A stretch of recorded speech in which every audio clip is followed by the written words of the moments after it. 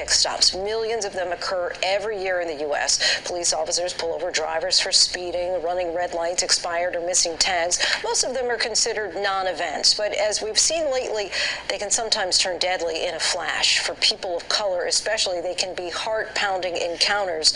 But what if police were removed from traffic enforcement altogether? Some parts of the country are giving that a look. Here's ABC's Devin Dwyer. The traffic stops that turn into tragedy often begin with a minor infraction or none at all. A broken tail light, dangling air freshener, simply looking like a criminal suspect. Last month, it was an alleged expired tag that led police to stop 20-year-old Dante Wright.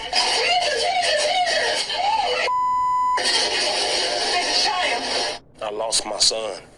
He's never coming back. I can't accept that.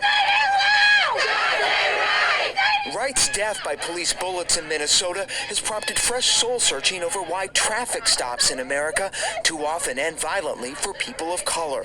When a black person is stopped for a traffic violation, it should not end up in a death sentence. An ABC News analysis of millions of traffic stops in a dozen U.S. cities last year found black drivers are more likely to be stopped and more likely to be searched than white drivers. On the side of the road, things can quickly go south. We got pulled over for a busted tail light in the back. Philando Castillo's girlfriend was filming in 2016 after he was fatally shot as he tried to provide ID to an officer. He was never a bad man. He never did anything to hurt anyone. Late last year, Army 2nd Lieutenant Caron Nazario was stopped over a missing license plate on his new SUV, even though a temporary tag was in the back window. An officer pepper spraying Nazario as his hands were out the window. Whoa, hold on. What's going on? Hold on. For years, civil rights groups have complained that traffic stops have been cover for racial profiling and criminal fishing expeditions.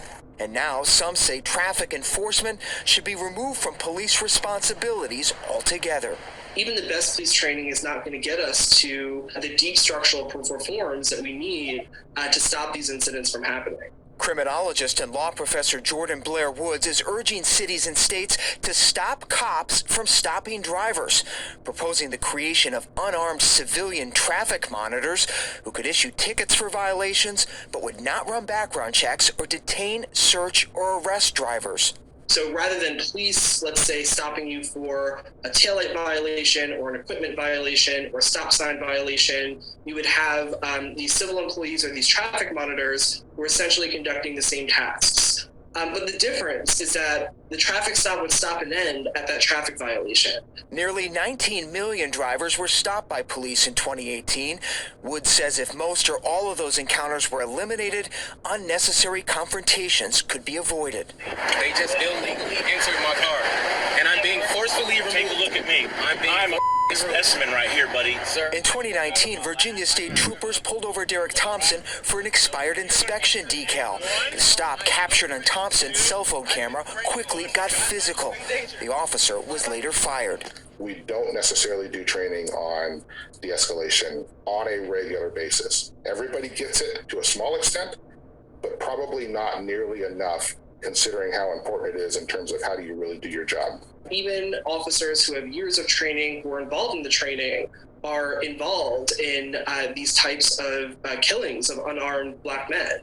The idea of removing police from the traffic enforcement business is getting a serious look in a handful of U.S. cities and states. In March, Virginia imposed new limits on when cops can pull drivers over.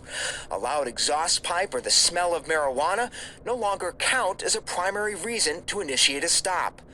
Berkeley, California last summer became the first city in the nation to ban police officers from making traffic stops, transferring that duty to unarmed traffic agents. I think the goal, once again, is to take those functions out of our police department that are not really focused on violent or serious crime, and to move those to non-sworn positions, which at the end of the day will save money. Most law enforcement officials say it's a bad idea. I think you'll see a segment of the society that is going to be less respectful and less fearful of the consequences of breaking those traffic rules, and that's going to make us less safe on the road.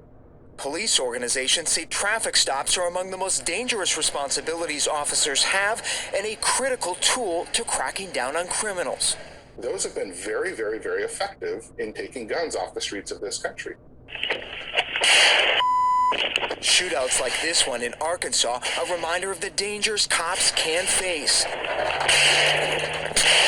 But studies show such attacks are very rare. Killings of officers during traffic stops are less than 1 in 6.5 million stops. We have to remember that tens of millions of traffic stops occur every single year. And when it comes to curbing crime, researchers in Nashville in 2018 found traffic stops do not appear to have a significant impact on long-term crime trends.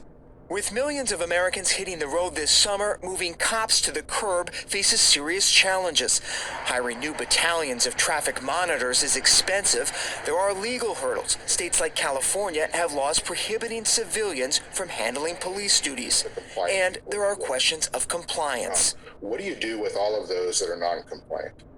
So what do you do with the person who knows that they were speeding, but they don't want another ticket because their insurance are going to go up and they just take off? Communities will have to have some serious discussions about practices, about the circumstances under which maybe it's just best to let that traffic offender go. But really, those types of incidents are the overwhelming minority of situations that we see today. A call to reimagine policing and traffic enforcement as more communities grapple with how to prevent traffic stops from turning into tragedies. I think that there's a lot of room for states and localities to redesign how they're approaching things in order to solve the problems that we're seeing in traffic stops today.